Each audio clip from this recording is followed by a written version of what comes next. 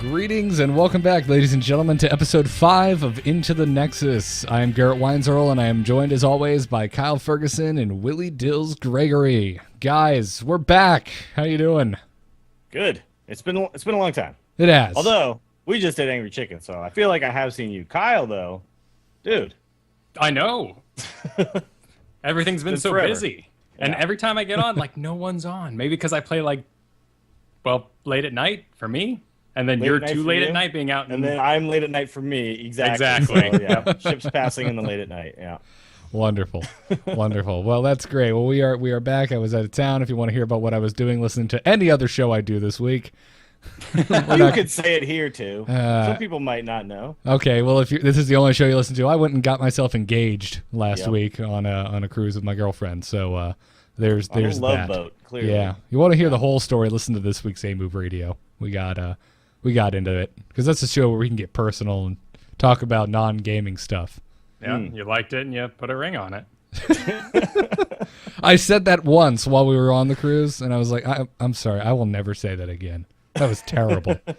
Right, but they're dad jokes. You know, you got to use them at least once. Exactly. Someday you'll be a dad, and, you got to get warmed up for this. So Oh, man. start getting them out now. I know about the cool hip thing the kids are doing. They're liking it and putting rings on it. Can I just, before we get into talking about Heroes of the Storm, everyone out there who's congratulating me and sending me all these awesome warm wishes and advice for being, moving into married life. You should really be sending condolences. I know where you're going with this. Just stop telling me to have kids. That's the one that just goes a little too far. I don't know how I feel about that. Yeah, You that's don't what want the mothers pressure? and grandmothers are for. Yeah. Why do people want everyone to procreate all the time? It's fine. I know. Just let him do it on his own time. Have you been locked in a room with a baby? It's a horrifying experience. They're disgusting little creatures. They're really gross. Yeah, they can't do anything on their own. It's really annoying. Really annoying. 1-star reviews from babies. Anyways, welcome back. This is Into the Nexus. If this is your first time listening, we apologize for that off-topic and confusing introduction. Stick to the subject, damn it. If it isn't, or even if it still is, this is a podcast about Heroes of the Storm, where me and Dills and Kyle get together every week and talk about news, strategies, and take your emails. So without further ado, in the news this week, and I guess technically for the last 2 weeks, everything that has happened since we've been gone. Over on the French Heroes of the Storm's forums, and thanks to probably a poorly translated Google Translate, we have some word from Blizzard that there will be no beta before summer at the absolute earliest. That makes sense. Saying, quote, the only thing we've announced is that it won't be before summer. So it's at minimum summer, end quote. Again, translated from the French site. I don't believe the three of us speak French. No? No. Okay. I took sign language. That is Japanese. the French word for no, isn't it? I don't know. Never mind. I don't know. No. Oh, Kyle, you. I mean, did anybody think it was coming that soon? Really? Did you guys think that it was coming? I mean, summer's not far off. Well, it feels like summer already in Florida. So. Yeah. It feels like it here, too. It's actually like 80 degrees in San Francisco, which is You bizarre. weirdos. I had a 43-degree day. It was cold as hell. Well, send it my way, because I'm sick of sweating my ass off. No, I mean, it's hard because you have to. I feel like you have to take Blizzard's pre-launch game experiences differently than anyone else's because it seems so finished. Yeah. So, Right. like, playing the alpha, I say to myself, well, yeah, I could see this going to beta tomorrow. It wouldn't surprise me. Right, and in their minds, like, it's probably completely different. Like, we see moving characters. Everything looks great. Things aren't clipping all over the place, but their mouths aren't moving. Lots of them don't have dialogue yet. Oh, So, right. to them, that probably looks like a huge deal. This is not ready to ship. To it, but us, we're like, but we've seen other games. Like, we're good to go here. Yeah. Well, I'm not saying it's ready to ship tomorrow. I'm just saying it's ready for beta tomorrow. Right, and it's disappointing, too, because summer is just so awful for video games. Yeah. But I mean, Yeah. I think we'll probably see, I'm guessing we'll see it like late summer. I think it'll be beta, and then, beta will last a long time as well. I don't know. This seems like the timeline I was expecting, so this was not a surprise to me at all. I mean, Hearthstone was in beta forever. We never even got to play the alpha. So whatever. I'm happy with where we're at. Anybody who's like chomping at the bit, it's fine. We'll get it when it's ready. Yeah. There's a lot of, but I mean, Kyle, you're right. There are a lot of little things in there that wouldn't normally be in an alpha at all. Like if you go and stand at the beginning of the battle, and me and you are standing next to each other at the gate, our heroes will like say little things to each other, and that's like a little thing that wouldn't be in any alpha of any other game. That's already in this Blizzard alpha. It's really weird. It's like a little Easter egg that doesn't need to be there at all. But it is. It's these really strange like polishes and touches that just seems like, well, if this is about finding like game-breaking bugs and testing the balance, why is this here? Yeah, like, well, it was done, so they threw it in. But Blizzard's alpha version is different than everybody else's. It's weird how we're kind of like declining a little bit in our expectations too because of things like Kickstarter and Greenlight, where you're like, oh, well, this game isn't even making money yet. How can they afford to do this thing before it's out? Yeah. I stay away from that stuff now, though. I'm about to say I do the same. Yeah. It's like, I gave him like $200 and then the game never came out. What do I do? Not much. Yeah. If you get early access to like a playable build, okay, that's a little better, I guess. But just giving your money to a game that's unplayable at the moment concerns me. Yeah. Anywho, so yeah, there's that. I mean, and they're regularly adding more and more people to the tech alpha. Yeah, I think a bunch of people I heard from today, and I actually got some friend invites. So clearly, some people, and they're all level 1s. So I think some people just got them like just now. Yeah. Yeah, and for the most part, they're showing up before you get the email right now. So keep checking your client. Yes. Well, if you're using the BattleNet. If you use a client, sorry, I was thinking of like checking the website, which is what I was doing, but then when I finally got in, it just showed up in my client. It's a really nice surprise. You're just like, oh man, there it is. I'm gonna play me some heroes. So do you think we're gonna have a similar experience to this last year with Hearthstone, that we're gonna get all the way to BlizzCon, and then they're gonna say in a few weeks? I mean, it makes sense to me that we're in beta by BlizzCon, and then it's soon after in 2015 that the game actually hits. That's an acceptable timeline, I think. Yeah, I can't see beta not being out before BlizzCon. Definitely will have beta by then. Because I think we're gonna have observer mode by then. I would think. Yeah. I would think part of it is they don't want the last episode we talked about them not wanting people to do tournaments yet. Do you think at least a part of that is just because of the stage that it's in? They just don't want Heroes of the Storm Tech Alpha tournament to be a headline anywhere? I don't think they want a tournament going on during Dota's International anywhere close to it. You don't want to have that sitting next to this and going, what's everyone thinking? Yeah. I guess I was actually talking to some of the guys from the SF Game Night, and they're wanting to do like Heroes tournaments. I'm like, yeah, you probably just want to wait on that. They're not going to be useful right now, and it's just too much is going to change. Obviously no observer mode makes a big difference. So no observer mode in this type of game makes it unwatchable. Yeah, it's just that you can't do it. Yeah, like I don't even know what I would be watching, and I don't. Hearthstone, you can wing it. In this game, no, you just can't do it. Don't do it. Just wait. It's too early. Yeah, absolutely. And that's why I think actually the streaming numbers are really low for this game, because if you watch you don't see that many people streaming just me playing League of Legends. Like there's a few. It's definitely a thing that happens. But the big numbers are the tournaments that are being casted. Those are the ones where you're seeing like 100,000 people in the channel. It depends on how famous the player is, but yes. Well, yeah, no, definitely there's certain people out there who people just tune in just to watch them play. Yeah, because I'm saying like the big where you see like 100,000 people watching this channel, it's the casted tournaments. So that is what people want to see. I think it's a lot of frustration as well. I mean, you just don't want to watch something you can't go then play. And seeing a tournament is just going to add to that on top of it. I mean, I see Blizzard go, hey, what do you think of our new skin? And the whole page is nothing but, I don't think anything. Give me a key. Pretty much. Yeah, no one cares about games they can't play. Someone needs to tell Ubisoft that, because if I see one more trailer for Watch Dogs, I'm going to vomit. Oh, on the telly? No, just period. Like every day it seems like, ooh, it's new trailer for look at how your underwear clings to your butt in Watch Dogs. Like, I don't care. Give me the game. Anyways, there's also been talk about. Sorry. Sorry, I'm really excited about the international, the big Dota tournament coming up. It's a sort of Dota World Cup of the year. And it's so cool to kind of have something like this before Blizzard gets to finalize their game, kind of like this, like, you know, this shining pedestal. It's like, here's everything people want. Like, I would love to have fantasy football kind of style, like how many times Arthas gets picked stuff in my game. That is cool. Yeah. Yeah. This it's, you know, Blizzard's got to be like kind of excited for the fact that they get to kind of stand on the shoulders of the games that have been successful when they make this game, which so like all the excitement of Blizzard and then all the mistakes other games made, they don't have to make those mistakes. And yeah, it's, you know, the low numbers and all that, I'm not worried at all. I'm fully expecting this game to be massive come, you know, January and February, March, whenever it actually hits next year. Exactly.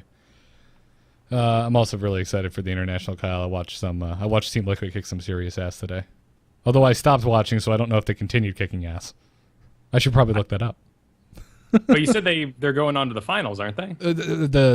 They continued playing in what I believe was, it's not the final, the American finals for the qualifiers. Like whoever wins that gets a slot at the international.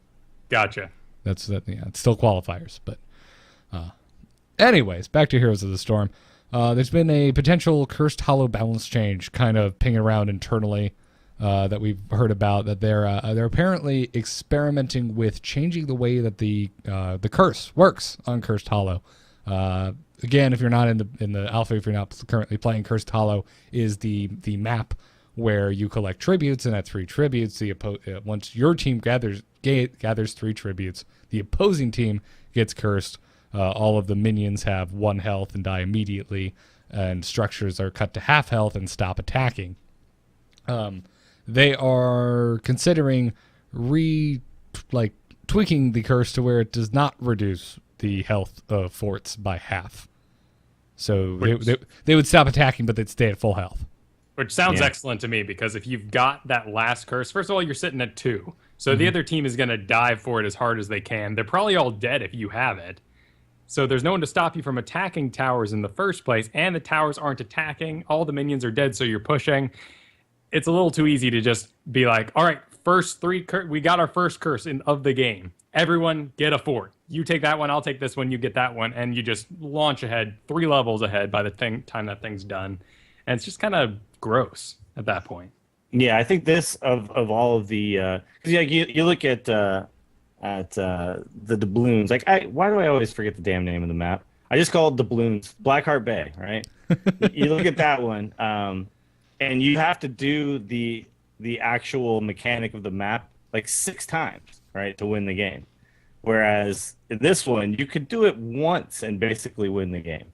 You could get, I mean, granted, you have to get 3 tributes, so it's kind of like you're doing 3 mechanics, but you're really doing like 1 actual curse, and you're so far ahead at that point. So it does need to be tuned back just a little bit. They could also do stuff like shorten the duration. I don't know about making the forts not get any health, like decrease at all, but yeah, I'm sure they've got an idea of the numbers, so I'll trust what their judgment is on this. Yeah, I feel like the health decrease is because they got rid of so many other things they could have done. Like, this game has no armor, which is phenomenal. I mean, take a look at your other MOBAs. There is an armor percentage that some characters have 10% reduced damage, but only from normal attacks, and spells do a different kind of damage. That it's a different kind of armor base, and wait, that hero has a spell percentage blocking thing. Like, they got rid of all that sort of stuff. So when a curse goes out, like, what can you get rid of? Yeah. Getting rid of that armor seems like a really obvious thing to do. Yeah. Yeah. It's, I mean, it to me, like the forts just stopping attacking, that's probably enough if they keep the same duration. But yeah, they could tune the duration and all that stuff too. There's a couple things they can do. But well, particularly when the forts themselves, the normal turrets, when you go to take a lane, you're going to have 2 turrets with a wall in between. The 2 turrets are firing at you, so you usually just don't run up and hit the wall so you can get by to the fort.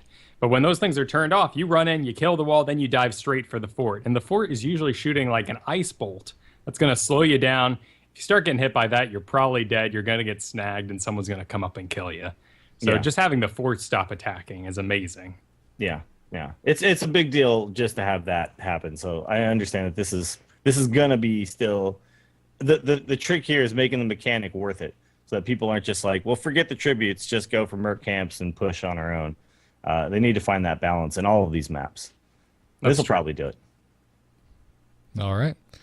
Moving on, Eurogamer talked with the game director of Heroes of the Storm, Dustin Browder, and they got onto the subject of hostility in MOBAs, and this is something we kind of wanted to discuss today. So we thought we would dig into it. Again, head over to yourgamer.net and check out the full article, but some of the takeaways from Eurogamer's talk with Dustin Browder, one of his quotes was that he said that I've joked with the team about removing team chat altogether. That was a less than popular idea, but we will keep attacking the problem until it's gone, or as gone as we can get it. Can you get it gone? I don't know. Get it gone? Yeah. Can you get this gone? I don't think you can make this completely go away. Not unless you did Hearthstone and had no chat whatsoever. Yeah, but even then, people are jerks with emotes. Well met. Like, I can still grief you, you know? And yeah, you can squelch me, but then I can take, my entire turn duration every single turn, and I can do all sorts of things, you know? I can get to the end, and I can hold my Pyroblast aimer over your face for, like, 20 seconds. And then, like, aim it at a minion, maybe. No, back to your face. No, a minion. No, your face. And it's not as bad as reading a book of profanity calling my sexuality, family, and life into question. It's like you've experienced this somehow, Dales. Completely. Yeah, it's like this has actually happened to me. No, but I mean, I'm just saying, no matter what you do, you're never going to fully get rid of it. So when you say something like attack the problem until it's gone, you're like, well, I think that's why there was a comma, or as gone as we can get it, followed suit. They do have a pretty fancy pinging option in the game right now where you can hold down your alt and it pulls up a menu, sort of like a radial menu, not quite as fancy as Dota's right now, but you can select 4 different options. You should retreat, and the character then in their voice says that. And I feel like having that sort of it's not really like a role play thing, because no one's like, I'm pretending to be Illidan and I will only speak with pings, but it kind of softens the blow. Yeah. That being said, like in Hearthstone, like Warlock, everything is said so sarcastically that just hurts. Yeah. So it doesn't always work out depending on the character. Yeah, that is a good point. But I think honestly you could. I think you could get rid of chat completely in this game. You totally could. Like, as long as I can chat with my friends. So it's like, the 3 of us jump into a game together. We can chat with each other if we want to. It's fine. If I solo queue, nobody can chat, but we can still use all these pings and stuff to actually communicate what we want to be doing. I think that would be enough. I don't really think you need the ability to type in and say, hey, dude, you're dumb and you're not doing the game right, because that's what's going to happen. That's just what's going to happen. So I'm kind of, he makes a suggestion. I'm like, sounds okay to me. Yeah, to a point, I get it. 'Cause, in my pickup games, I'm much less inclined to try an out of the ordinary strategy that requires a lot of coordination outside of pings. Whereas in my team games, I probably have you in a Skype call anyway. Yeah. So. Yeah. But what do you need to communicate that you couldn't communicate by clicking on an objective and saying, "Let's go get this thing"? Well, for example, Cursed Hollow. Hey, skip the first tribute. You can't communicate that with a ping. Yeah. You probably could. Morse code pings. Oh, yeah. So no, but you could. Because everyone loves multi-pinging. We here at Blizzard really thought we could jack up the accessibility of our game by requiring all players to understand Morse code. Understand Morse code, exactly. No, but what you could do is you could, like, when the first one goes off, you ping somewhere else on the map, and you say, no, we want to go to this thing, not that thing. It's not as easily understandable, though, especially if you've never heard of that strategy. You're just gonna be like, who's this asshole who's not pinging anywhere near the but again, though, like, how many times have you typed in and said, like, okay, we're gonna ignore the first thing, and then someone goes, no, I'm not, I'm just gonna go get it. That's true, but at least doesn't really mean that you're gonna get the thing across that you want to get across. At least I tried. Yeah, at least it gives me the option. At least there's the chance there for more. But then you can also do, like, hey, let's skip the first thing, and then the other guy goes, like, F your mother, and you're like, great, that was a fun interaction. That's not my argument. I think, like, he's trying to get rid of is like, right.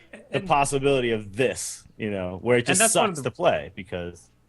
Yeah, it's just one of the real problems that comes with this genre of really strategy games, or really any game where you sign up for a time investment and then you want a return out of it. Even an instance, or the Dota games are like 3 times as long as these can be. Yeah. But still, like in that game, and in Dota you can talk to the other team. Oh my god. Yeah, I know, right? Sure, but they did a great thing by making the second you get in there, you can just mute everyone if you want, or you can mute just a couple people. But it's that initial feeling like you're always being watched, or the first time someone says something awful to you, you mute them. But then the whole game, like if they're standing next to you, you're thinking, oh, they're judging me, and like you're just getting nervous inside and you're messing up more. Yeah. So how do you really do you have like the good kid play box where it's like, okay, like you guys have gotten all check marks on your friend meter, so you get to play with the fun people? Sure. Yeah, I don't know. I mean, I don't really envy them for having to tackle this issue because it's so prevalent in all the other games. And so tell me this, because I don't know how this works in Dota, but if I mute someone, does that person know they've been muted, or could they be like screaming and yelling at me and they have no idea that I don't know? They have no idea. Yeah. They have very often no idea. Because we've had games where I've muted someone and then Kyle and Ben are both laughing their ass off at what this guy is still saying at me. Nice. Yeah, nice. People will be like, is that guy still talking? See, I think though, if they went with the ping method, people in chat are saying kind of similar to what I would, if they did just go with that, they would obviously expand on the just G ping. And I think there's another one like V ping or something like that. What's the other one? There's a couple things you can ping to say retreat without having to. If you drop that on top of the objective, people can get the idea. Yeah, but they could add a couple of other ones too. So there's like a G, an H, a T, or whatever, a few other things. So you can say, so like this means, let's push this lane. Let's, go for this thing. Let's not go for that thing. Like that kind of stuff. You could add more things in there. Obviously, it would have to be something if you went that route, you'd have to have like some sort of a training part in the intro to teach people how to use it. But I don't know. It's an interesting idea. And I don't think any MOBAs really tried this, right? There's still the character kind of issue, though, because you have like ETC pings on a mercenary camp. We should take this mercenary camp. It's like, cool. All right, that was direct. Let's go do it. Brightwing pings on one. Should we take this mercenary camp? Because I want to. It's like this 10-second long thing, and you're like, oh my god, it's so annoying. Stop. Yeah, it's really creepy when Brightwing does anything, actually. And again, Garrett's playing a lot of Brightwing, so you damn right. I get to hear it all the time. I don't know. At the end of the day, I guess I prefer to have more options. If someone's being a dick, I can mute them. I'm fine with that. Yeah. Whereas I'm totally okay with in Hearthstone, because it's 1 versus 1. There's no reason I have to talk to the other person. No. Whereas in here, there is a chance that I would need to talk to someone who's not on a mic. No, and absolutely. I mean, that's the big difference is it's a team game rather than a one-on-one game, and you need to coordinate with your own team. So, but I'm gonna be supportive of the idea that there are other ways to do this, and it would definitely cut back on people coming into a game, getting a bunch of horrible things spewed at them, and then never playing the game again. Like that experience wouldn't happen. And that, that would I probably would have played more League of Legends and more Dota before, you guys were like helping me. That if my first experience hadn't been getting, crapped all over as soon as I went in there, didn't know what I was doing. Yeah, no. That first experience was awful. And that's what Blizzard doesn't want people to have. Right. Well, I think that's also why they have you do a tutorial, then a bot game, etc. before you get in. So it's even that though, that's not enough. I mean, that Dota has all that too, and I played a whole bunch of that, like just a single lane push, whatever stuff, and then jumped into a game one time, and it was like, no, you suck. What is wrong with you? Why are you like so terrible playing Luna? That's because the tutorial's not that good. It's my first time doing it. It's like no one's ever done anything for the first time, according to some people, and that's if you don't have to hear that, it's nice. Yeah. Okay. It's clearly not an easy answer to this. No, it's not. No. Yeah. Also, in their talks with Browder brought up what he thinks that they need to work on the most as far as what players have been getting back to them. And he said, quote, "A lot of players are feeling frustrated that they can't shine. They want to be a superstar. So there's a bunch of systems that we want to get into the game as soon as possible to see if they work. We've got some ideas towards that direction. We want to get them in and show players who's the best player in their game." Okay. To which Well, I really this just makes me go, you know who I hate? The people who ask for meters at the end of my raid. So I don't really care. well, the people who ask for meters all have their own freaking meters. They just want someone to post it in the chat, right? Hey, I know how it's big the lamest move of all time. I know how big Can someone post the DPS? It's like, dude, you have the DPS. That's why you know your top DPS, and now you want someone to post it. It's kind of like saying, "Hey, it's my birthday, everyone." Yeah, exactly. It's like being It's my birthday. I'll do what I want. It's like being on a podcast and being like, I got engaged on 3 episodes during a week. It really is like that. Yeah. You really need to stop. Yeah. No, but it's you know what? Just give people, they can just buy sparkly stuff if they want. They got the unicorn. There you go. Now you're shining, dude. Now you're shining. Good job, buddy. But that our personal opinions aside, what do you think they would do? Well, they have that solo kill thing that like doesn't work, right? Yeah, I guess it that never shows anything. Currently it's not working. I guess that would be something at the very least at the end. I honestly feel like they shouldn't even have that stat at all, because that would then, if that's the only thing that could separate people, that would encourage people to just run off by themselves and try to get a bunch of solo kills. And that's not helping the game, really. Yeah, but if there's nothing to gain from it other than just your own sense of pride, who cares? But I mean, if that's the only way to quote unquote shine, like he's saying, then that would be the thing some people would do. They'd be like, "Well, I'm just going to get the most solo kills every time." That is a good point. The only way I can differentiate myself from the team. So yeah. Right, and you could put a shining medal around the character's neck, but I really trust Blizzard MMR and placement. So when I get in a game in the future, right now it's actually pretty good. I think it's based on level. The higher level I've got, the more kind of better games I've had. And I trust that. And I assume the people I am grouped with are going to be just as good as me. So why do you need to be special outside of that? Yeah. Well, people like to be delicate flowers and yeah, I don't know. I think what they could do is they could put in like, I can't remember what one game we were playing, but it like flashed MVP or something at me because I'd gotten a lot of kills. That's enough. Just do that, and then I knew it, right? Yeah. And then I got to feel special that one time. That one time when I was the MVP. Right. Of all the games I played. So wait, the level thing, is this why every time we group up with D-Day, we end up playing against really good teams, but we suck? Because he's level 40? Oh, probably. All right. We have no idea how the MMR, if there even is an MMR or any of that works at the moment. So I think there's something in there, but yeah, I don't think there's enough players to do anything too, it can't be really rigid right now, I don't think. It probably gives up pretty quickly. It's yeah. 2 minutes, we'll just grab someone. Yeah. Well, see, now they do have the objective thing, the count of like how many doubloons you turned in or how many tributes you gathered or whatever. That seems like enough, because that's like one that actually says I did all the stuff to help the team. So if that's the thing that makes you shine, then that's pretty good. I would like them to make rewards based on you participating. I feel like this is really people coming from other MOBAs and saying, if I'm playing the best in my group, I don't get to be the superstar. I don't get to say, you don't kill that and you don't kill him because I need that money for my rapier. Mm-hmm. Yeah. And that's not going to happen in this game. So I don't know. They got to find something else. Apparently they've got some ideas though, and I'm excited to see what those are. Yeah, I'd be curious to see what those are as well. He also mentioned in passing that they want to reward playing with friends even more. I'm all for that. Yes. Because I don't like solo queuing. No, it's terrible. Yeah. Also, on the subject of kind of D-bag Carls in Heroes of the Storm, just posted earlier today, Blizzard on the official Heroes of the Storm page, they said that going forward we will be banning Heroes game accounts for players who have been found to be repeatedly AFKing, leaving games, or determined to be toxic in Heroes of the Storm. And as we do with all Blizzard games, we will continue to monitor the game and take action as needed.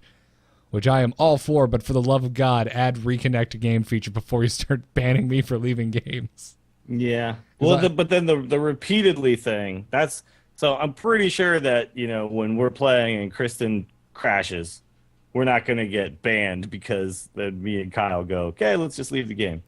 Well, that's what I'm worried of, because like one night we were playing with D-Day, and it happened. D-Day crashed 3 times. It's we leave games 3 times in one night. Are we going to get banned? Yeah, I don't think so. I don't know. The language is very. You can, they could. This is what a company does, though. They leave it open to interpretation. So if they decide, right, they don't have to go back and say, yeah, you did it 5 times in a row, like we said. They can just say, yeah, it was you AFK'd. And leaving sucks, but the game right now does have a decent AI, and a better AI than I would expect in any alpha at all. I disagree with you. Really? Well, it's not perfect. It is a liability. The game, you lose if there's an AI on your team. Yeah. It goes for objective. Like, I've played a game on Cursed Hollow, and that damn AI, he had the most saves on that thing. He was just going straight for it, getting the most skulls and the mines. Like, they are one-minded. Yeah, they do the objective. And how many deaths did it have? I bet you 20. You can ping the map around, though, and it will instantly go do that thing, too. Yeah, it'll get on the camps if that's what you want it to do. So it's better than I expected, and it's way better than an AFK player, which I think is what this is really targeting, because you leave, that sucks. That's a bummer. You've messed with the game. But if you go AFK, you are taking away that hero completely, and they're not even contributing in a sucky way. Yeah. It's true. It's better than just them not being there. But Gary, you're correct that they are a liability. But what other option do you really have right now? They just have to do something, and this is enough for right now. But yeah, if you micromanage it, you can get it to do stuff for you. It's like my little personal Merc camp helper. I just run around and yeah, come with me, dude. Come with me, AFK Demon Hunter. Let's go. Okay, so it's fine. All right, I just think Kyle's giving it a little more credit than it's due. Well, he's saying it's better than he expected. That doesn't mean he's saying it's good. It's not going to be. It's not going to shine. I have yet to win a game with an AI on my team. Yeah. But if you only had one AI and then you also had 4 people in Skype together, you could still win the game. And we have won the game in a scenario like that. So. Right, and granted, the AI on having a Fury on your team, that's going to be a lot better because he's kind of focused on healing and being in the back. When we had that game together, Garrett, and we had the Barbarian go, that Barbarian was awful, leaping into all sorts of situations he shouldn't have. That was absolutely a liability. It's a good point. The role that the AI is controlling definitely plays into it, but I stand by my belief. It's awful. It's a liability, and I should be allowed to leave. So, anyways, just be careful out there, guys. Don't AFK and be an a-hole, okay? And determined to be toxic. We don't have a report system either, so I wonder how they're tracking that. Do they have keywords? That's a good question. A certain number of pings on your account? I don't know. Yeah, maybe. If they just have certain keywords that they're looking for, So if you call people bad names enough times, it pops up on the radar. Maybe, I don't know. Who knows? They're listening to you. That's what you should take away from this. Blizzard sees all. Big brother is watching you. Blizz. I tried to say Big Brother and Blizzard at the same time, and it came out Blizz Brother. So, all right. It is what it is. Wonderful. Kyle, you wanted to point everyone to an awesome little Reddit post that happened this past week that was entitled Useful Hotkeys. Right, and I don't want to spend too much time on it, of course, because it is just something you should reference, but it's going to be in our show notes here. Things you should know, simple things. Clicking spacebar centers your camera on your hero. You can get a little lost sometimes. Speaking of getting lost, have you guys played Diablo recently? Crusaders have so much noise, so many lights flashing, and now with the birthday celebration going on, everyone's playing because you get a guaranteed legendary whenever you complete a quest. Wait, what? I didn't hear about any of this. Yeah, with the adventure mode. What? Oh, screw Here's the Sword. I'm playing Diablo tonight.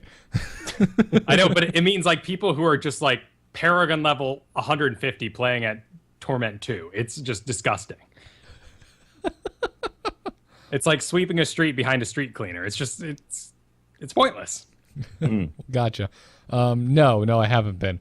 You just reminded me that I really want some type of cursor or glowing circle around my damn hero in Heroes of the Storm, because I'm constantly losing visual track of them.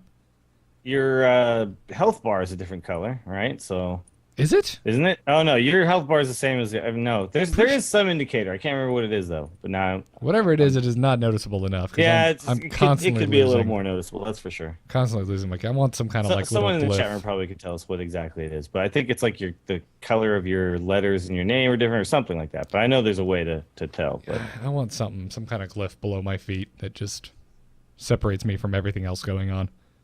Mm-hmm. I've never had a big problem with it, but I mean, when you have Illidan yelling, "Now I am complete," and a Hyperion's flying over your head, and there's a starfall going on, it gets a little rough. Yeah, that's true. Yeah. Actually, I'm looking at some video of gameplay, and it doesn't look like there is anything. So, yeah. Ha! Yeah, add that in, guys. Yeah, I'm pretty sure there's no indication whatsoever. As far as these useful hotkeys are concerned, the one that I did not know about and blew my mind is the Alt plus 1 through 4 is a quick select for talents whenever you level up. That's awesome. I did not know that existed. That one's pretty good. The game's pretty well timed out so that most objectives are going to hit right around level 8, but if they get fought over for a time, you're going to hit them right at 10, and just instantly being able to click exactly which one you wanted could throw the game in your favor. So it's a very cool ability to do that. You can also do kind of save screen areas. Many of these kind of features were in StarCraft, so you can jump in between, like, ooh, I want to make sure I'm always watching this part of the map. But those seem a little odd right now. Yeah, it's tough to make them work. I also S for canceling commands. Didn't know about that. I use it quite a bit now. It's wonderful. Sure, but then they just get up to something else. I always use hold position and just keep clicking it. That'll stop attacks. It seems like when I right click, it just gets rid of the thing that I was going to do. Like if it's a skill shot or something, if I right click, it just stops. Oh, it does. Skill shotting. Yeah. So I've just been doing that because I'm already clicking a lot. So, but this is definitely useful. The self cast though, I didn't know about. Oh, I've been using that a lot with Brightwing. Yeah. So I didn't know that if you alt and then do the ability, you self cast. Because in Dota, it was like a double click on it, right? Yeah. Self cast. Yeah. So I didn't realize because you tap it once to aim, and then you aim it on somebody. But if you just tap it again, it would do it to you. That seemed like a pretty good system. But this is, I guess, fine too. I'm still playing old school Warcraft 3 version where I click the ability and then click on my unit portrait. Yeah. But that's like a long ways to go from from where your mouse might be. So sure, and I misspoke there. I do not click on my action bars and then move my mouse. I use my hotkeys. I was about to say I think I've tried that before, and I don't think clicking on your portrait actually does a damn thing in this game. I don't think it does. It recenters your camera at least, and in this game, interestingly enough, you can't select anyone else. So there's no need to ever like lose control of your character or have to do. You can't even do the drag box to select things. Like if you can summon Zerglings or an Ultralisk or anything, you cannot control those summon things. The only thing you will ever touch is your own hero. No, but as a support, I'm constantly misclicking my heal on you when I should have healed myself. So when I learned about self-casting, it became really helpful. Oh, sure, but it's better than accidentally not clicking the ability and then clicking on the other hero, meaning to heal them, and suddenly your button is on top of that hero for the next 10 seconds while your guys wander around in the woods somewhere. Yeah. It's as a player who didn't come from playing in MOBAs and stuff, and just played like WoW and things. Like if I'm a healer, I never click on anybody. I have a friggin' bar, a bunch of bars. I'm clicking on those. It's very easy to tell who I'm casting things on. I'm playing a spreadsheet. Yeah. But I've definitely noticed in this game, I'm like, oh, damn, I got to heal Kyle. Oh, I healed Garrett. Garrett's at full health. Never mind. Sorry, Kyle. Kyle's dead. Like that kind of stuff definitely happens in this game because there's just so much overlapping crap, Yep. And I noticed with Stitches, too. Like, I kept trying to I'm the guy who's, like, really nervous about playing Stitches because I'm like, as soon as I miss a hook, I know everyone else is going to be like, this Stitches sucks. But it's actually pretty tough to hit the hook. So I have a few times now where I've hooked, a creep instead of the dude because I didn't realize there was a creep there. Because I couldn't even see him, underneath like a bunch of other stuff. Yeah. And the same thing with Nova. Her snipe ability hits the first thing it hits. It's not like Rainer's that just like goes through everything, which is like, just dummy proof. Sentinel on Tyrande is the same way unless you spec into a talent. Yeah. Yeah. So it stops at the first thing it hits, right? So oftentimes you're like, oh, I got the guy in my sights, and then hits a creep. You're like, great. Oh, well, Sentinel doesn't hit creeps, so. Oh, that's okay. That's also dummy proof. It'll go through it'll go across the whole map if it doesn't hit a player. Happened to pick like the hardest friggin' assassin to play, apparently, which was probably not smart for me. I don't think Nova's the hardest assassin to play. Probably not, but Demon Hunter's a little easier. It's tough. I'm not saying I think she's easy tough because you can lose your ult completely in so many different ways. Oh yeah, absolutely. I know. I'm not saying she's the easiest either. I feel like a lot of the melee assassins are horrifying to play. Yeah. Like I keep trying to get good at Kerrigan. I'm garbage at Kerrigan. Yeah, you actually have to you got to chase people down, and if you overextend just a little bit, you're done. You did. Yeah. Anyways, also check out the show notes because we've got nice. What do you call this, Kyle? We've got spreadsheets full of stats for merc kills and heroes kills as far as the XP breakdown for them. Right, and this is just stats, and the important thing to take away is that the XP goes up by minutes, not level, for the mercs. So their difficulty is going to be based on how long the game has gone on. Wow, it has nothing to do with how powerful you are. Okay, interesting. And the other thing to take away from the other list, which is hero kills XP, it is if you are behind, you are getting way more XP than you would if you were ahead. So if you are 5 levels ahead and you get a hero kill, you get 60 XP. Well done, you did it. Yeah. If you are 3 levels behind and you get that same kill on the higher level person, you get 910. Wow. But this is really good, and this makes a lot of sense because, like let's say, bringing it back to any other real game, like WoW, if I'm a level 60 dude and it's a level 55 whatever, I don't get, it might be gray. I get nothing for killing it. So this makes a lot of sense. I mean, he's powerful. If he kills you, that was easy. The other guy, it's like if you kill the guy 5 levels ahead of you, like that's pretty awesome, and you should get rewarded for that. Plus, it helps with the the comebacks. So I like it.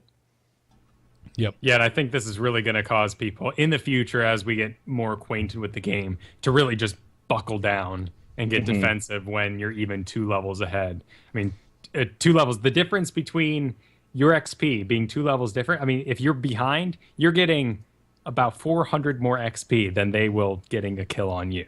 Yeah. It really means, though, that you could win one good team fight and be back in the game, too.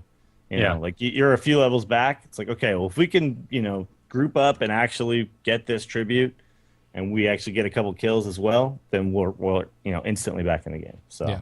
It's cool. It's a cool mechanic. Yeah, it helps fighting and snowballing. It makes comebacks possible, and which makes this game fun to play, and eventually to watch when we can watch it. Eventually. Yeah. So moving into the strategy discussion for this week, we realize we have yet to really talk about the Shire map in any detail whatsoever. So we figured we'd kick it off with that. So if you are not playing, Shire is one of the maps in the rotation right now. It's a 3-lane map, and this is where you got to control 2 shrines on the north and south positions. And if your team has both, you can become the Dragon Knight at the Dragon Shrine in the middle lane, which in the early game is pretty damn strong. And the Dragon Knight is a really interesting mechanic. We just talked about kind of the superstardom that people are looking for, and the Dragon Shrine is not it. Like, if you have an Abathur, he's a great guy to get the Dragon Shrine because he becomes super powerful, contributes a lot. This weak healer maybe that you have suddenly becomes an attacker, a pusher. It's not something you would want to put like your best DPS, best guy in, because he's not going to contribute all of his skills for you. Right, exactly. You want your badass, assassin outside, clearing, helping clear a path for the Dragon Knight. So, oh no, we just lost Ills. Oh, we did. Anyways, well, let's see if he comes back. I guess. Stretch for time. Oh, I mean, Dragon Shrine right now is my favorite map. I really love the way it gets fought over. Some of the other ones this one can certainly snowball. I mean, it is about map control, but if you can be even with them, I feel like these games, one can go the longest because as long as you're both kind of playing King of the Hill on top of the shrine, that thing is not getting captured. Yeah. But two, once they are captured, it's not like the balloons. The balloons are in and, oh, well, here we go, it's over.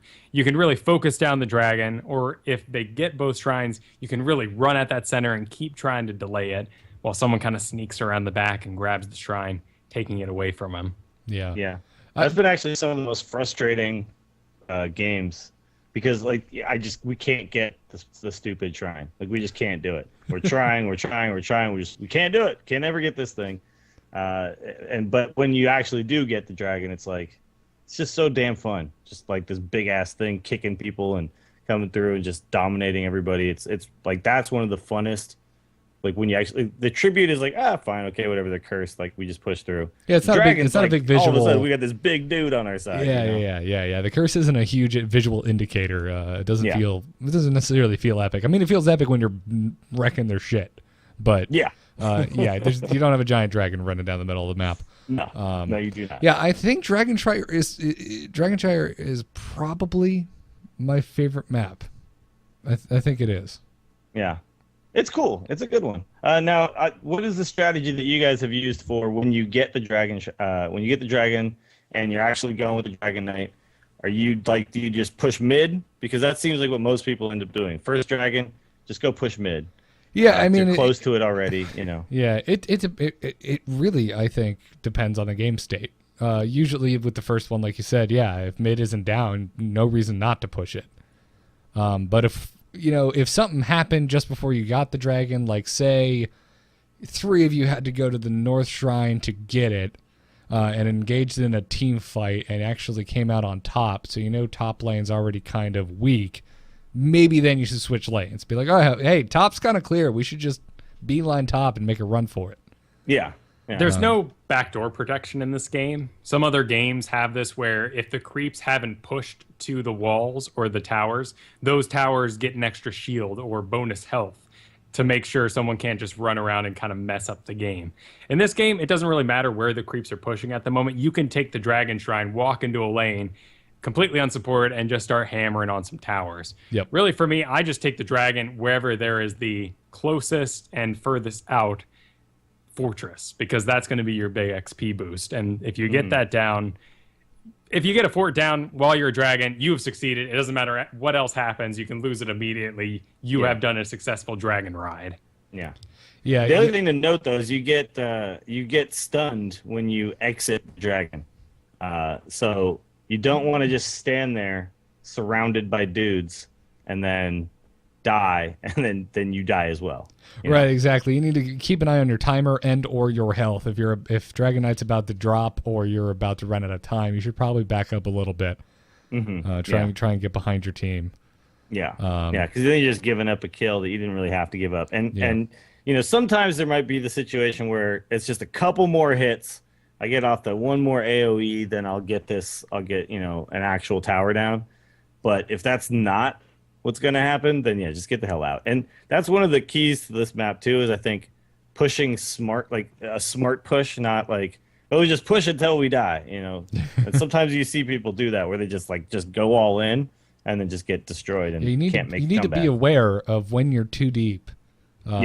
Even if you just had a successful team fight, say two of them are dead and you're pushing in, keep an eye on their res timers, because when they're back up, it's probably time to leave, because you're going to have 2 fully healed, fully manned up heroes joining the fight again.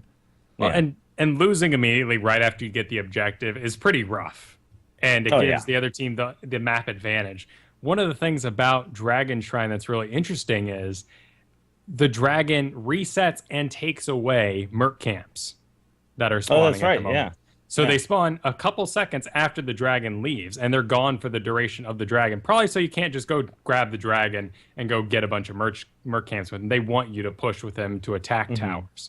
Yeah. But if you go in there, your Dragon Knight dies, the guy riding him dies, and 3 of your teammates die, they have map control. Every single merc camp goes up. You're going to have knights bearing down on your base. And by the time that next shrine gets active, they're going to have map control. They're going to immediately get it and awaken once more in your face. And that's also another really good point about there's kind of these phases, I think, in this map where there's fight for the shrine phase, there's actual Dragon Knight is, up and pushing phase, and then we have a little bit of time before the next, the shrines activate again, so it's time to just grab mercs.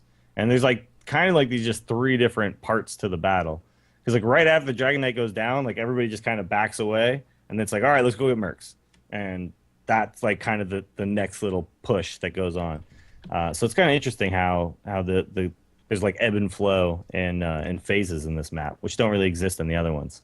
Right. This has been one of their more displayed maps in their in-house games that they've casted and put out on their website. So you can catch a lot of these games, kind of get a feel for this map. But since they've done they added a feature where when the Dragon Knight dies, he pushes everyone back. So you do have a little bit of an escape window. And if you're a Tassadar, everyone's just pushed away and you just invis and walk out. Sure. Yeah. If you're somebody with blink, you can get out pretty easily, yeah. But it's definitely, I think I agree with Garrett. This is one of my favorites. I'm really into the Blackheart Bay right now though too, just because there's so much going on. But I'm always excited when I see this map. Yeah. Right, and both Blackheart Bay and Dragon Shire kind of have that, they completed the objectives. In Blackheart Bay, they got all the coins. Mm-hmm. It's not quite like the tributes where they got the tributes, they win. That's certainly inflammatory, but it can feel like that. Whereas with the coins and the Dragon Shire, they get both the shrines. You can still fight and stop them at the turn-in. Yeah, no, that's true. Exactly, yeah. That's a really good point. Yep. Killing a Stitches with 10 doubloons on him, or killing the dude in the mid who thinks he's got the dragon to himself. It's pretty good. It's a really good feeling. Yeah, it's wonderful. So anyway, Dragonshire, man, great map. It is. Good job, Liz.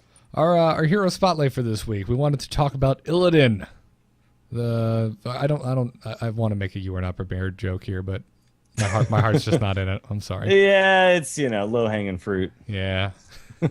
Hey, don't talk about my fruit like that. Sorry, man. It's your fruit's hanging low. You're getting older, man. You're born that way. I can't. It's not something I can help. Look, Garrett, as you get older, your fruit starts to hang a little There's lower. There's this thing called gravity. Kind of how it goes. Yeah. And after 27 years, it's taken its toll. I'm looking at the images of Illidan here, and goddamn, Illidan metamorphosized is insane. Oh yeah, it's just scary. Looks badass, as he should, and he is a badass as he is. So let's talk about Illidan. He's been kind of a sore subject for the three of us anyway, because I feel like he is the guy that has caused us the most trouble in our games. He's really annoying with his metamorphosis heroic ability. Right, and I feel like he's a good sort of segue into heroes where you need to play them and really invest some time into them in order to counter them.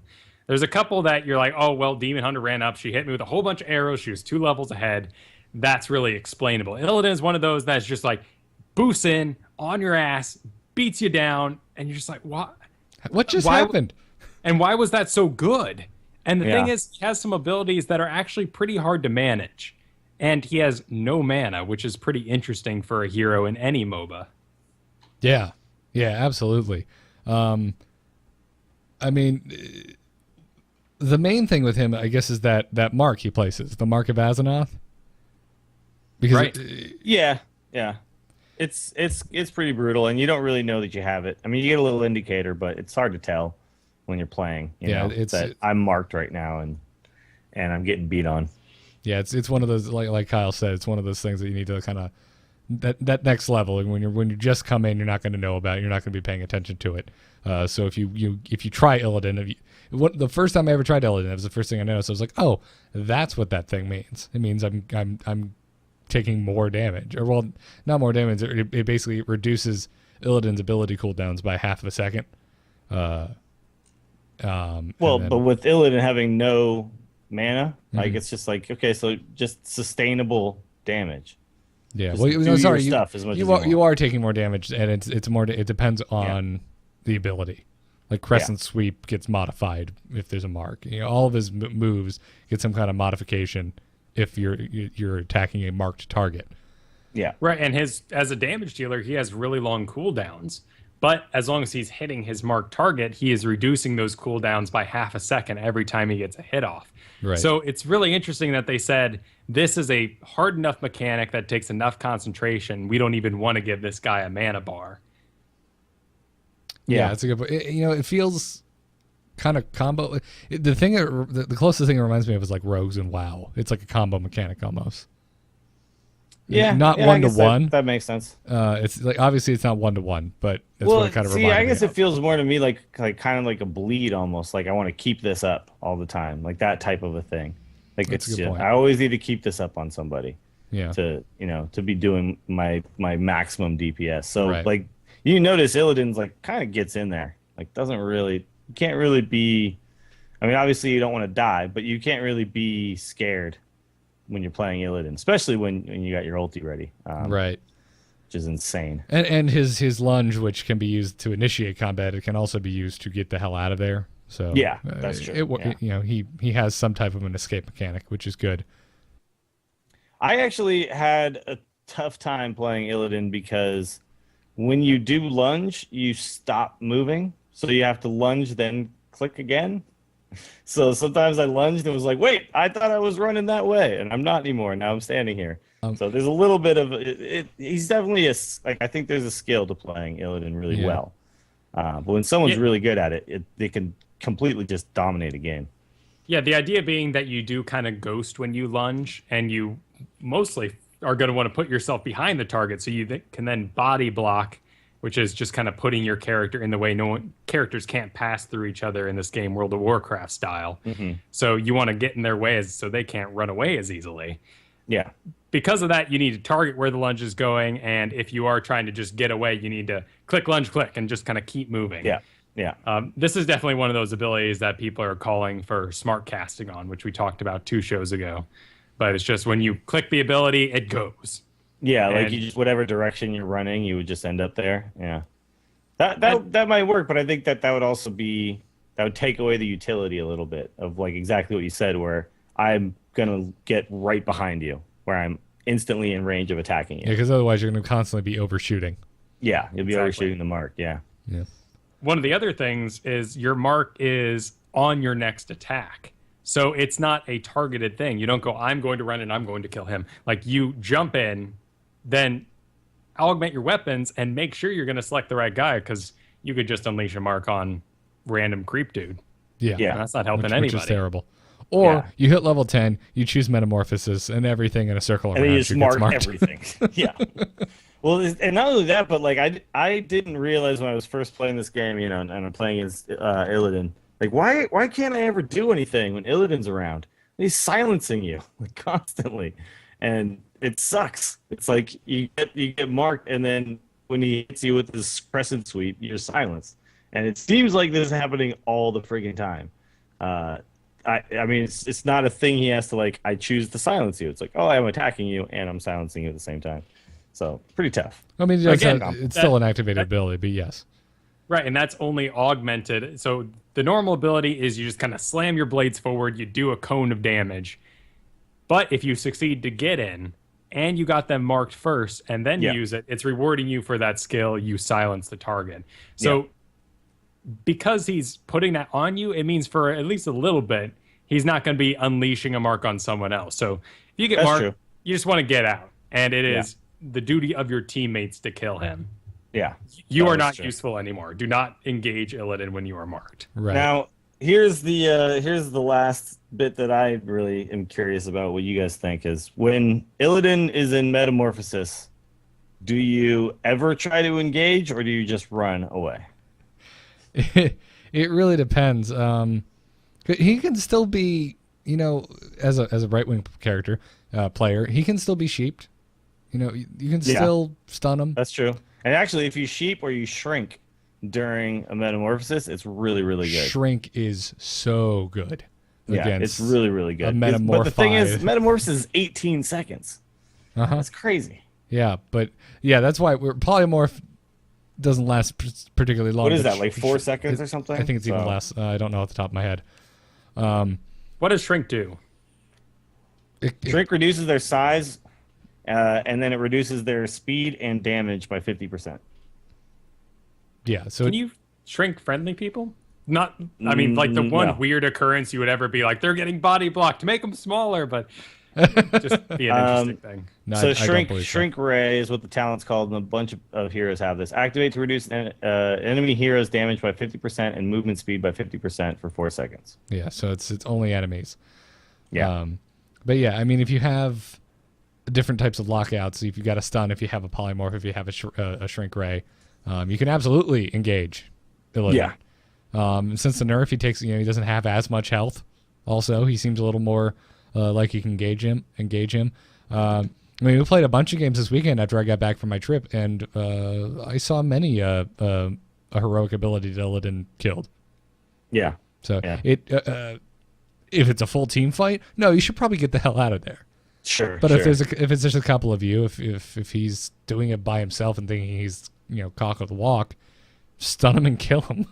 Yeah. Like- No, and polymorph, I think if you could chain a couple things, I mean, just who cares if he goes into this? Because if you can polymorph and follow it up with a shrink, which, Yep. 5 heroes have the shrink, so that's plenty of options to have it. And I think it's actually one of those abilities. Most of the heroes that have it, I would probably take it because it's so powerful to be able to just make somebody super weak for 4 seconds. Yeah. So yeah, I mean, I think now you can actually engage him, but before the nerf, he went into this metamorphosis and it was like, just get out, wait for the 18 seconds to go by, Yeah. and then we'll try to get him. Yeah. Well, It's- and bonus health is rough, but it's not bonus regeneration anymore, which was really the rough thing about him because you would wail on him and it wouldn't do anything. Now you wail Yeah. on him, sure, but it's going down either Yeah. way. Yeah. His other ability, the hunt, where he launches himself across the map, does a ton of damage, applies his mark, and just kind of slams into him, which the physics are wonderful. If you get the killing blow on this, they just slide across the ground a good couple feet. It's enjoyable. Metamorphosis is kind of they're all at the gate or they're all grouped together. The team is playing in this kind of style. I want Metamorphosis to slam into the middle of it, unleash some damage, and then I own for a little bit while I'm in there. Yeah. The hunt is great if you're playing against certain heroes, particularly the invisible ones who think they're safe, like your Zaratuls and your Novas. They'll often engage in a fight, get to about a 4th health, and then walk away. Hey, you just target them, and boom, you're zooming across the map. They cannot go invisible, and you slam into them, kill them. Eat it, Tassadar. Eat it. And the hunt is a great ability if you feel like you're having trouble with some map awareness. If you feel like you're never where you need to be at the right time. We talked about this briefly, Garrett. It's really, I mean, you've gotten so much better over the months when we were playing Dota, and sometimes you were in the the wrong lane, clear across the map. It's kind of a mini map awareness thing. Brightwing allows you to skip all that by instantly being able to teleport where the action is. Yeah. I think it's one of the reasons I've gravitated to her so much. Exactly. Yeah. So having the hunt, if you feel like you're one of those people who kind of likes pushing the lane on the side or maybe getting some creep camps while other people are pushing, the hunt allows you to instantly just kind of boost in and get involved. Yeah. Yeah, that's true. And I think actually Illidan is one of the heroes that would be good for kind of roaming because you got so much AoE potential that you can grab merc camps pretty easily as the game goes on. I think right now the build that I would choose with Illidan would just be like just all damage. Just give me all the damage. Anything that like increases my damage, I want. Because I feel like that's just where Illidan just shines. It's just killing people. Oh, well, absolutely. I mean, he's an assassin for a reason. He has such a high damage potential. Yeah. But like I'm looking at some of these look pretty cool, but it's like, no, this thing gives me more damage. I'm going with this one. That's just because with Nova I take like range and all kinds of other things, I feel like there is a very clear like you are amazing at managing your mark build you can do, and then there's you're not so hot, you should probably take the lifesteal build, which is basically take everything damage, passive damage every time you can, and then get Vampiric Assault. Your basic attacks give you 15% of the damage done as health. Yeah. That's going to help you with some survivability, get yourself like some first aid if you need it. There's blood for blood too later on, which also steals 15% of the target enemy's health. So you can do some things there. Exactly. But if you're amazing, you have no mana bar, if you are constantly getting your mark applied and hitting the same person, anything that increases your attack speed is just going to mean you're unleashing slams after slams and main attacks. That's true. It's going to be incredible. Another thing to note about him is he doesn't have a level 20 augment for his hero ability. Or No, his he doesn't. storm Yeah. power. What was it called? Heroic ability. Ultimate heroic ability. They give you a choice of a short range teleport, a instant res every couple of minutes. Which is kind of awesome. It is awesome. And then Fury of the Storm, which gives you a bouncing kind of chain lightning auto attack. Good stuff, but it's interesting that they basically said, the hunt, metamorphosis, they're so good, like we're not even going to augment these later. Yeah, they're good enough already. Which actually, that probably means that at level 10, Illidan's one of the strongest characters, like at level 10. Just because, he's already got this ulti that's so good. You don't as really good need to as it improve gets. Yeah, exactly. Right. I think I would probably take Resurgence of the Storm every time too. Just because like you die, like you can really be like a little bit frivolous. Like you could just be like, I'm just gonna get in there. If I die, whatever. I'm back in 5 seconds. Let's go. Yeah, every 2 minutes I can just kind of throw it away. A lot you of get XP. A lot of the games we play, we don't even get to level 20 before the game ends. Yeah. And if you get to that point, being able to negate a res timer is so strong. Which is a minute at that point too. So you're cutting 55 seconds off of it. Right. That's a huge difference. It can mean, that can be the difference between a win and a loss. Yeah. Being able to defend or get in on the final push is so important at that stage in the game. I do take Fury of the Storm pretty often with Illidan just because he suddenly gets the ability to solo mercenary camps almost instantly. Yeah, it's amazing. Chaining through an entire Knights camp and being able to push with that. I feel like as we get into kind of esports territory in the future when people are really good at this game, Bolt of the Storm, a short-range teleport, just knowing how Blink Daggers worked in Dota is just going to be kind of the no-brainer pick. Yeah, I think, a lot of heroes have this too. And if you have a bunch of your team can just travel around the map instantly, that's going to be a big deal.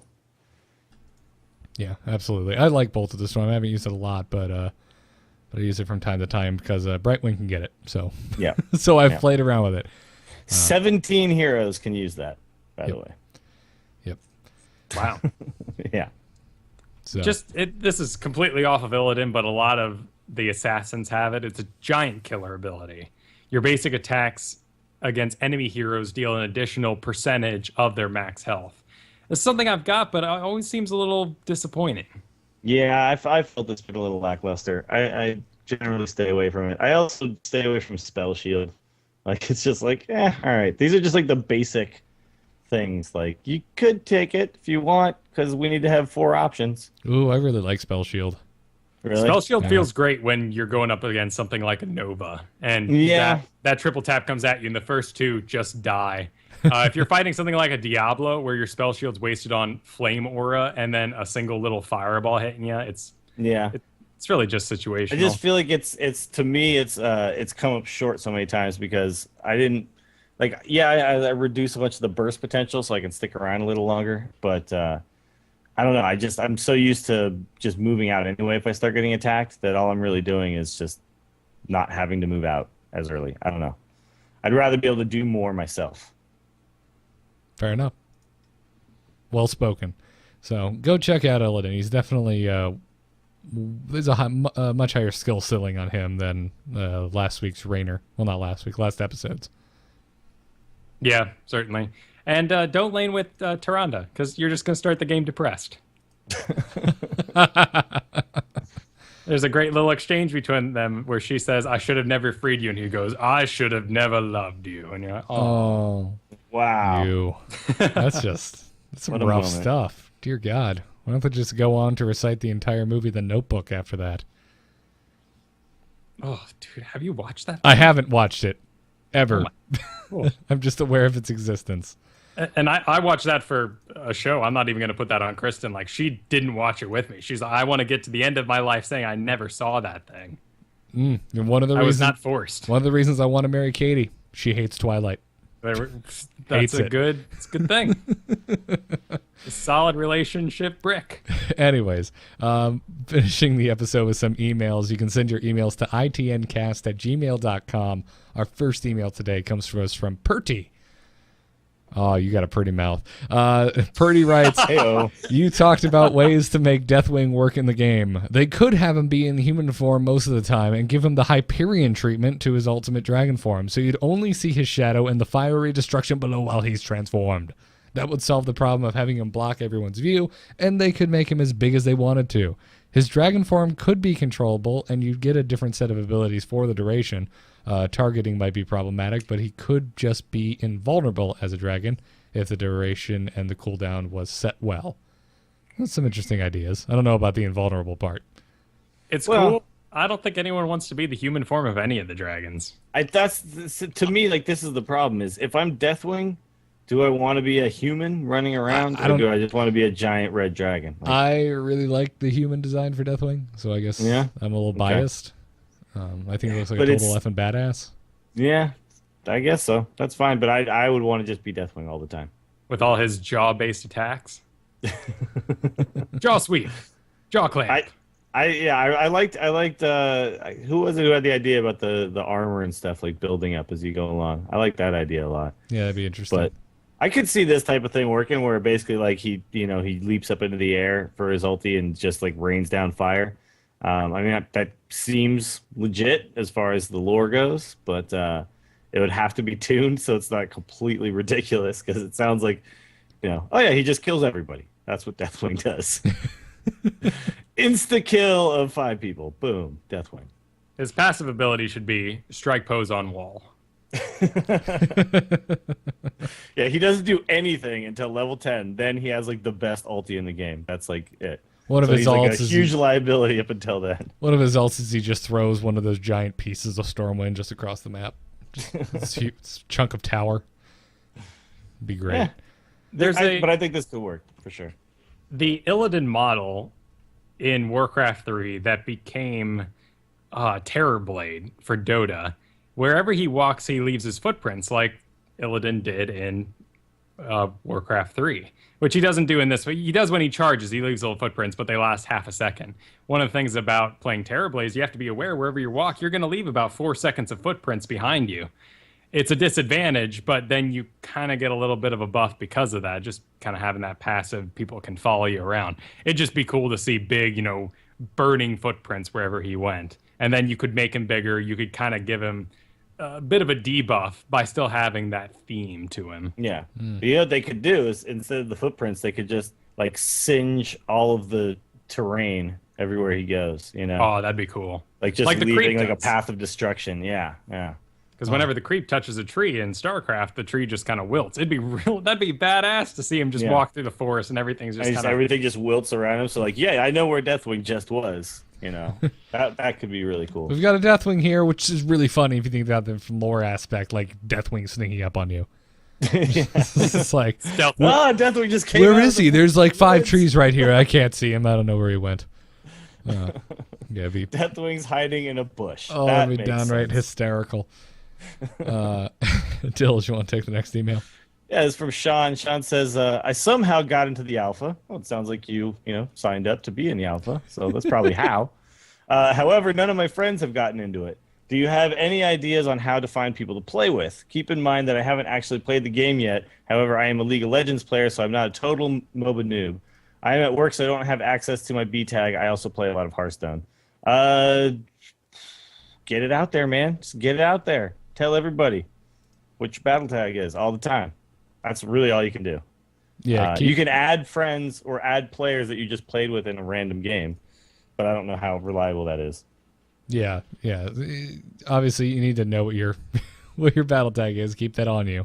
But also just head on over to forum.amove.tv.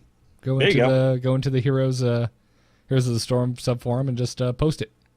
Right. You can also tweet at us and ask to get us to retweet it for you. I don't mind doing that kind of stuff for people. No, not at all.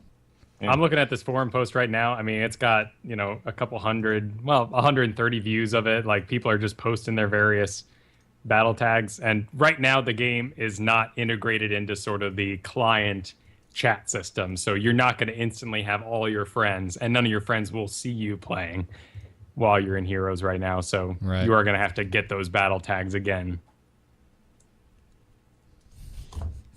Yeah, it's kind of a pain in the butt. been accepting a lot of friend requests. Just every time I log on, no one's on. Remind me who you are, though, when you message me, because I get a lot of random requests nowadays. Trying to keep everyone straight. The note system is bad. It needs to be more. I wish I could just rename people in my friends list. Is there a note system in Heroes? I don't know if it works in Heroes yet. No, there's a B tag one, right? BattleNet one. Yeah. But yeah. Yeah, I don't think they inside translate Heroes. I don't think it translates into Heroes yet. So. Yeah, and it's anytime Blizzard has like these alpha or beta games, like you have to add your friends again. Like even like WoW, you get into WoW beta, gotta add all my friends again while I'm in the beta. I just looked it up again on the AMU TV forums. Again, that's forum.amu.tv. It's not under the Heroes of the Storm subforum. It's under the Into the Nexus subforum. There's a thread called Looking for Group, and there's a ton of people in here posting their battle tags. So there you go. That's a good place to start. I feel like it's a little sad that there's a lot of people who just hear about a Blizzard game, get excited because it's a Blizzard game, they play every single one, and now they've gotten tags and they go, I'm not into this kind of game. And then someone else is missing out on that. I feel like, if you have friends who don't care about MOBAs, inform them. Get them to uncheck that box because there's someone out there who really wants this. Or get them to do like what you guys did with me and flip around and actually like these kind of games. They're really fun, you guys. Convert them. They're really fun. Our final email today comes to us from Shane, who writes, Merc camps. When is it a good time to go for them? What ones are more important? Are they better on certain maps? I have found that in all the really even games I've played, the winners ended up being whomever grabbed the most merc camps. They clearly are very important. I just never know when is a good time to push for one. Mm-hmm. And how. Well, we already talked about one of them, which is on Shire, which is after you just got pushed against, fighting against the Dragon Knight, and if you manage to kill one or two of the pushers, go grab all the merc camps you can, because you will then have the advantage for the next Shrine King of the Hill match. I mean, if you just want to say one map where the push power is greatly decreased, but the value of getting a merc camp is just astronomical, it's Blackheart Bay, because you get coins for doing it. Yes. Mm-hmm. Oh, yes. Yeah. It's an added bonus. It's like, it's not the objective, but it is tied into the objective. Yeah. Yeah. That's actually the only one where that's literally tied into the objective, right? Yeah. It's not like mercs on Haunted Mines drop skulls. Yeah, exactly. Yeah, which would be analogous to that. It actually improves your ability to do the objective. I'm not sure how they would tie it into Cursed Hollow or Dragonshire. Yeah, I don't know either. But you can tie it in with your strategy. Like before you go down to the mines, you gather a couple of merc camps so that while you're in the mines, the mercs are up on top pushing. Yeah. You can you can make it work, and you try to get it before you get your third tribute, so that when you actually do start pushing, like you've got a little bit of help. But I think and I said this on last week's show, that I think right now merc camps are a little bit OP, and they're like the biggest part of the game, and it's actually right now, like I would like it to be a choice where the strategy could be go for merc camps, or you could have a strategy that involves not going for merc camps at all, and somehow that would still be viable. Right now it feels like you just have to. That's just, no matter what map it is, that's just a big part of the game. So it definitely, to me, seems like the biggest differential between winning and losing is getting merc camps at this point in the game. And I was thinking about that because you said it last week, and I think in the future there's going to be a decision to make there, because you still get XP for killing a merc camp that came to your base. Mm-hmm. So at some point, maybe there might be a philosophy of, well, we don't want to get merc camps right now. They're all locked in their base playing defensively. We're just sending more XP at them while they're still playing in this style. Yeah, they could do something where you get extra XP for like a big old boost of XP for killing mercs that have already been released. That could be interesting.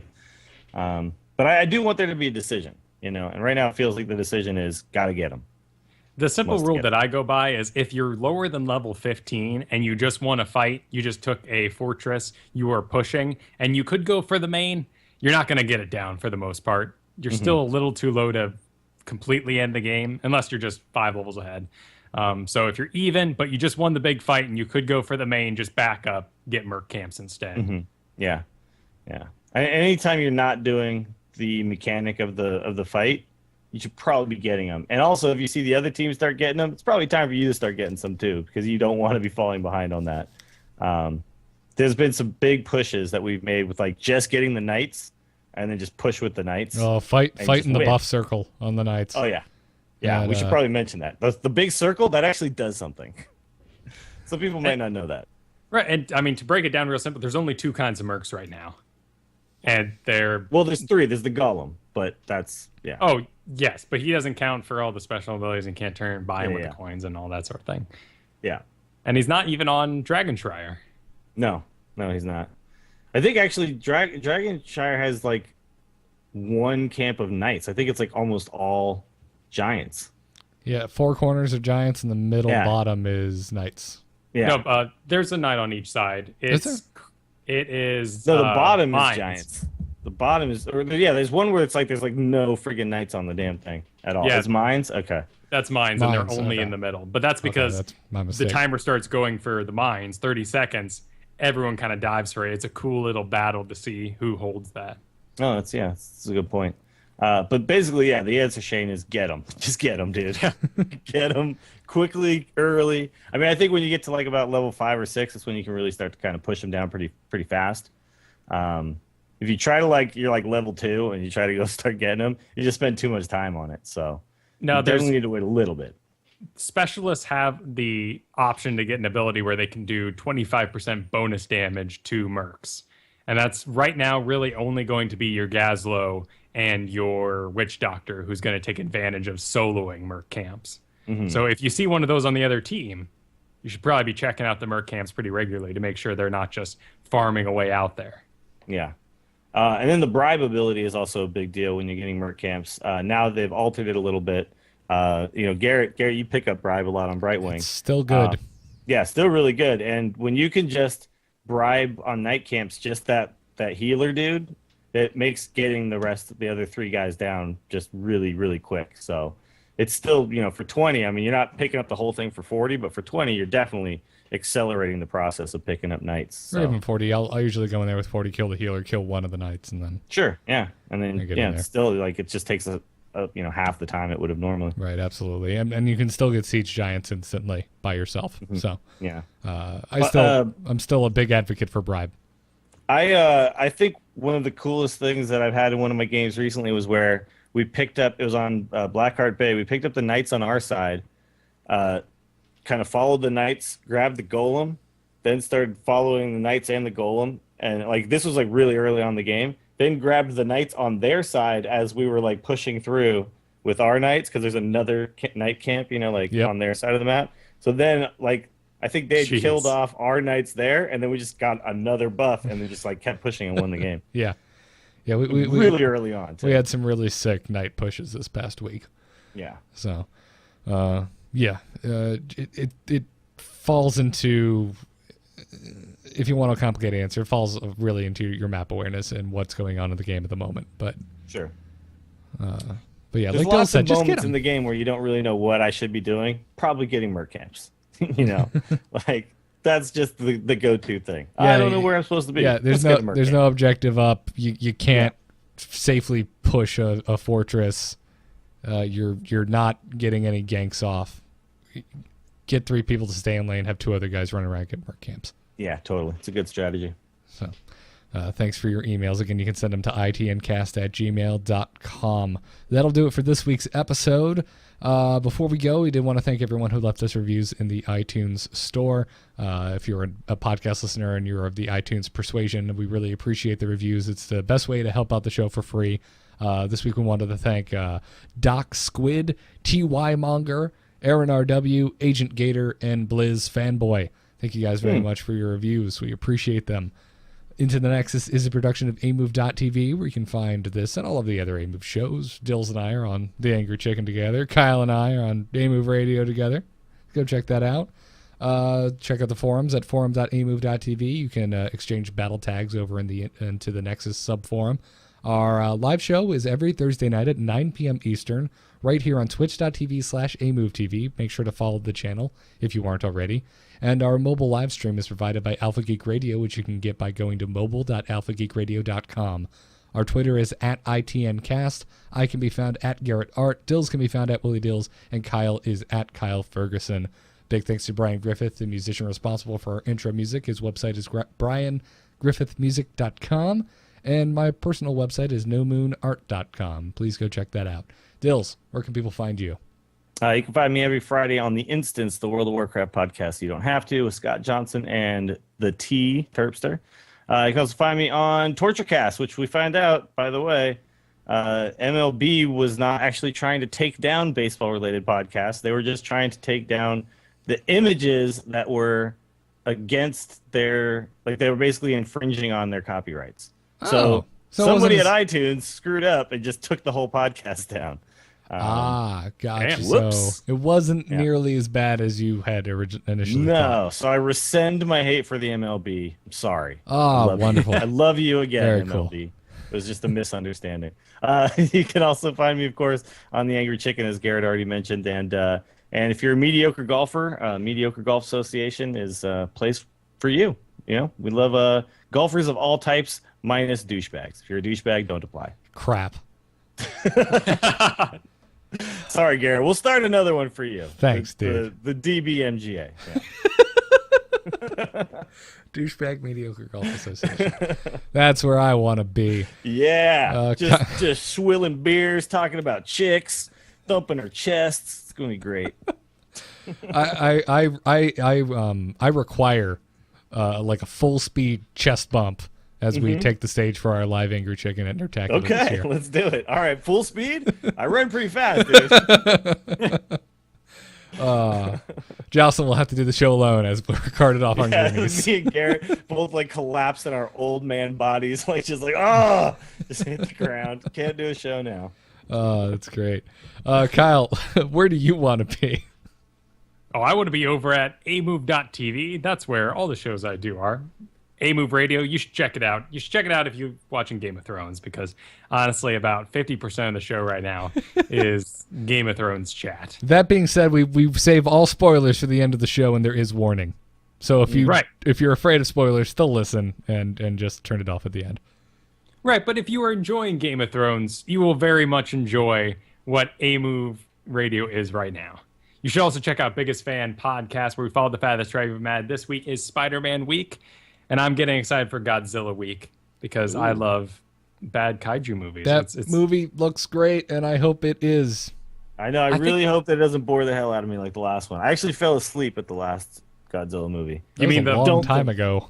The Broderick one, yeah. Wait, Dills, you mean to tell me that you fell asleep during something that you probably shouldn't have fallen asleep during?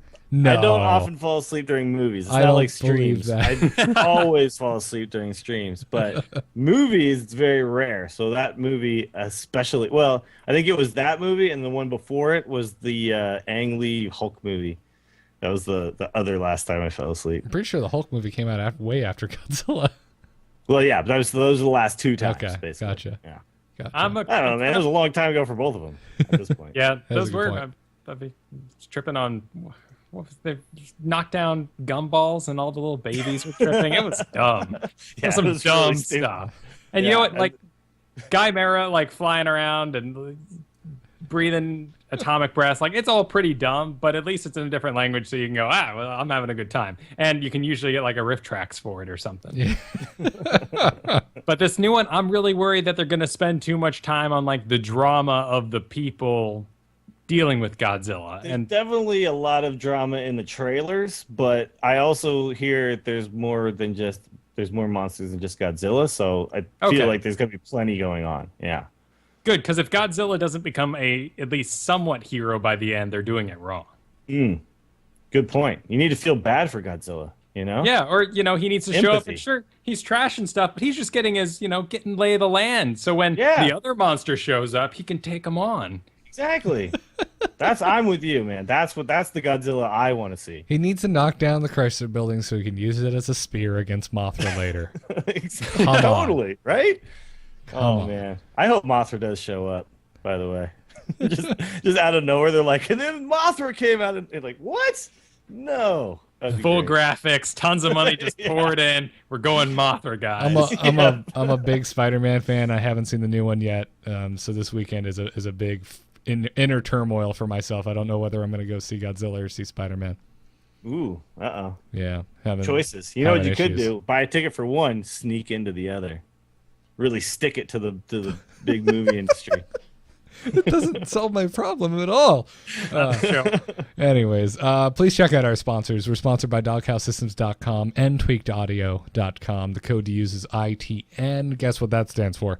That code will get you double memory on your next Doghouse Systems gaming rig, as well as free shipping and 30% off of your entire order of noise-reducing earbuds from TweakedAudio.com. And we thank them for their support. We thank you guys for listening, and we will see you all next week for episode 6 of Into the Nexus.